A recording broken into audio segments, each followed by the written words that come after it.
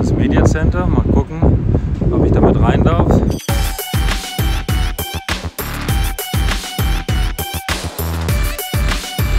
Ich habe es geschafft, ich bin reingekommen. So, ich versuche mal die Zeit zu nutzen, die wir hier heute haben, um noch mal ein paar Sachen aus dem Biwak einzufangen. Wobei wir morgen auch noch mal Zeit haben werden, weil wir dort wieder stehen bleiben. Die zweite Woche ist für den Service deutlich ruhiger als die erste Woche. Hier sehen wir mal das Medical Center der Dakar. Die Dakar hat ca. 60 bis 70 Mediziner mit dabei. Natürlich wird in allen Bereichen auch mit den lokalen Behörden und Institutionen zusammengearbeitet. So haben wir auch lokale Ambulanzen natürlich hier mit beim Rennen dabei. Beim Start, beim Ziel, an Kontrollpunkten, also wo die Straße gekreuzt wird. Überall sind auch lokale Ambulanzfahrzeuge für den Notfall da. Fahrbare Wohncontainer für die Mitarbeiter des Veranstalters. Nicht alle haben das Glück oder Privileg, dort drin wohnen zu dürfen, aber recht viele scheinbar.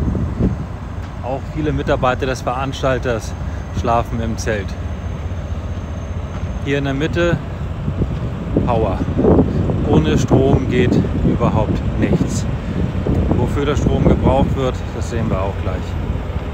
Zum Beispiel wird der Strom auch gebraucht fürs Fernsehen. Denn ohne Strom kein Schnitt und damit keine schönen Aufnahmen.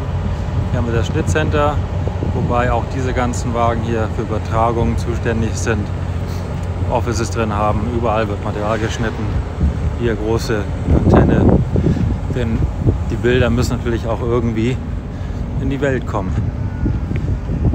All das muss organisiert werden. Also hier sehen wir jetzt das Fernsehviertel, würde ich es mal nennen. Ja, hier die großen Transporter und Sender. Da hinten geht es weiter.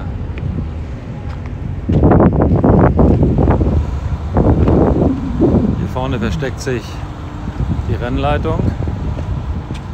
Hier soll man wohl nicht durchgehen, warum auch immer. Aber da, wie man sieht, auch viele Laptops. Das Rennen wird dort genauestens beobachtet. Da hinten ist der Office Truck. Die Jungs hier wissen immer Bescheid, wo jeder Teilnehmer ist. Sie merken es, wenn einer stehen bleibt, wenn es Probleme gibt, und können dann sofort koordinieren, Hilfe schicken bei Bedarf. Und auch die Helfer, die auf der Strecke sind, halt denen Bescheid geben.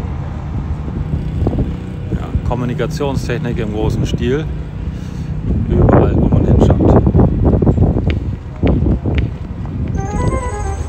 So, hier in dem Media Center wird scheinbar auch geschlafen, aber hier gibt es eben Strom, Sitzgelegenheiten, Arbeitsgelegenheiten, Internet für die ganzen Journalisten, vor allem schreibende Zunft, hier denke ich mal, Podcast vielleicht auch und eventuell auch Schnitt, aber ich glaube eigentlich nicht. So, jetzt sind wir wieder raus aus dem Media Center und gucken mal, was hier noch zu sehen gibt. Da drin war es auch viel zu warm, also geht ja gar nicht. Ja, und die ganzen Mitarbeiter des Veranstalters müssen ja auch irgendwie von A nach B kommen. Also ein großer Teil mit Bussen und ein anderer großer Teil mit dem Flieger.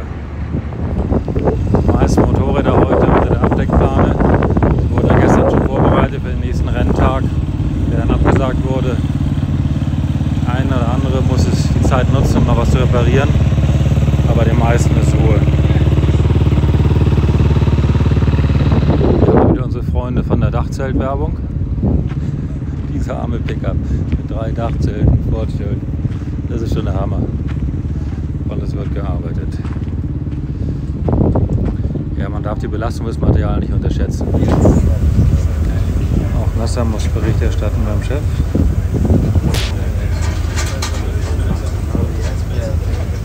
Ja, und so sieht es aus, wenn der ehemalige Formel-1-Weltmeister ins Ziel kommt. Da kommt man ja nicht mehr ran.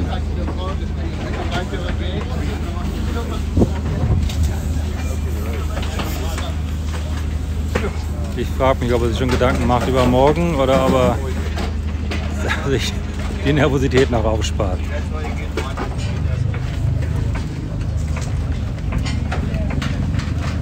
Egal ob Weltmeister oder nicht, das Auto muss hoch. Und dann sieht er halt noch ein bisschen kleiner aus beim Interview. Das ist halt nichts. So, ich bin noch schnell genug, um das mitzukriegen hier. Den Neil musste Bernhard reinziehen. Bin gespannt warum. Verpokert beim Benzin oder andere Probleme. Wir werden es rausfinden. Das war selbst erklärend, wenn man merkt, dass man einen Fehler macht und sich hinterher darüber ärgert und sozusagen schon gesehen hat, wo es richtig lang geht, sich aber nicht getraut hat. Und er hätte ja den Tag gewinnen können dadurch. Sehr ärgerlich. Tommy Dog, how was your day? That was a nice stage actually. We are a bit unlucky with the problem with the oil. So, but we managed. We did about 200 k's with an oil leak, very small. But it went without any problem. No alarms, nothing. So it's a Toyota. Yeah, quality. Das war gerade interessant. Mir hat Tom gerade noch off the records gesagt, dass ja, die ganze Führungsgruppe falsch gefahren ist. Es waren 4, 5 Autos auf dem Haufen, die alle zusammen unterwegs waren. Und er sagt, sie waren in einem Dünenfeld drin und hätten parallel fahren können und sollen eigentlich. Und er sagte, du kannst das auch 10, 20 Mal dem Fahrer sagen, er traut sich da nicht weg von den anderen und fährt dann halt mit durch die Dünen durch. Und das war sehr schade, weil sie da auch die Möglichkeit verschenkt haben, Zeit richtig viel Zeit gut zu machen. Ärgerlich. Trotzdem, tolle Leistung von den beiden Jungs. Hier wird noch wild diskutiert.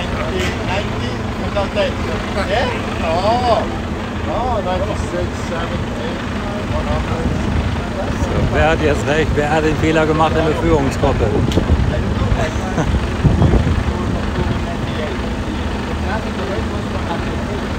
Ist doch super, wenn die Jungs hinterher was zu reden haben und diskutieren können. Super toller Tag heute. Die Autos sind im Ziel und müssten jeden Moment hier im Biwak ankommen. Da erkennt man auch daran, dass die Mechaniker anfangen, sich die Overalls anzuziehen. Und die Presse ist bereits hier, das heißt offiziellen Fernsehaufnahmen vom Veranstalter und dann die Presse auch, um die Stars zu empfangen und zu interviewen. So, jetzt ist Ibrahim dabei, das Abendbrot zuzubereiten. Super Special. Super Special, ja. Hier ist Action Mobil und Konstantin lässt sich nicht stören und macht so. زيت وشاف النظام عشان ما اكذب عليك. Dieser LKW ist auch sehr interessant. Das ist Camion Ballet oder auch Besenwagen, Rescue Truck. Davon hat der Veranstalter mehrere dabei. Das ist in erster Linie für die Motorradfahrer gedacht und Quadfahrer. Wenn die liegen bleiben, werden die Fahrzeuge eingesammelt und auch die Teilnehmer dürfen dann da oben drin in der Box mitfahren. Die Mopeds kommen hinten drauf. Also diese LKWs, ich glaube 3 bis 5 haben sie dabei, fahren der ganzen Rennstrecke nach, um den liegen gebliebenen Teilnehmern zu helfen, um sie einzusammeln. Natürlich sind zuerst die Ärzte vor Ort, falls medizinische Hilfe gebraucht wird und technische Hilfe und Rescue dann über diesen LKW. So, Setup-Sachen werden besprochen. Jimmy ist nicht happy mit dem Fahrwerk, aber er ist heute gut dabei gewesen. Ich glaube 3., wenn ich mich nicht irre, oder 4. heute. Guten Job gemacht von hinten. Weil ihm ist das Auto zu weich und zu wenig Rebound, das hüpft ihm zu sehr. So, ja, Markus Walcher, einziger deutscher Autoteilnehmer mit will ich auch noch weiter sehen, ja. Da steckt er. Die Sportlernahrung gibt es da erstmal. Doch, das müssen wir festhalten. Ganz frisch. Du gönnst dir was, was richtig gut ist. Ja, richtig. Hervorragend. Super gut organisiert, das Team. Wie man sieht. Oh, danke.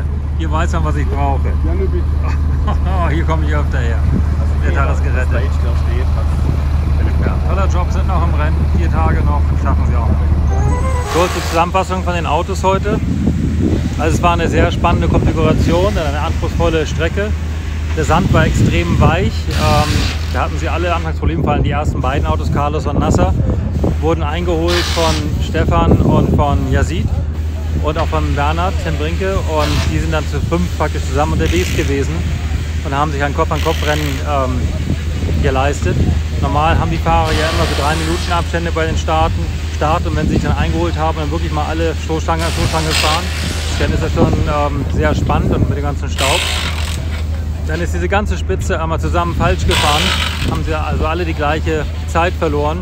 Und dadurch sind dann 4 andere Jungs nach vorne gekommen und haben das Rennen heute gewonnen. Und die Spitzenjungs kommen dann ab Platz 5. Im Gesamtklassement hat das nicht viel gebracht, außer eben, dass die ersten 4 weiter zusammengerutscht sind. Und das ist super spannend fürs Rennen. Und morgen wird die Jagd dann weitergehen. Da übermorgen alle Teilnehmer auf der Marathon-Etappe sein werden, wir also keine Rennfahrzeuge abends im Biwak haben, hätte ich dort Zeit, Fragen zu beantworten. Wenn ihr also noch irgendwas Besonderes wissen möchtet, schreibt gerne in den Kommentar unten rein auf unserem YouTube-Channel, was euch auf der Seele brennt, und ich werde versuchen, dann übermorgen diese Fragen alle zu beantworten. So, der Tag geht zu Ende. Morgen wieder mehr Action, Motorräder wieder im Rennen. Es wird morgen eine sehr lange Verbindungsetappe sein. Ich hoffe, ich bin rechtzeitig da, um was filmen zu können. Ich hoffe, ihr habt heute wieder Spaß gehabt und denkt dran, morgen wieder reinzuschalten. Ich freue mich. Bis dahin. Ciao.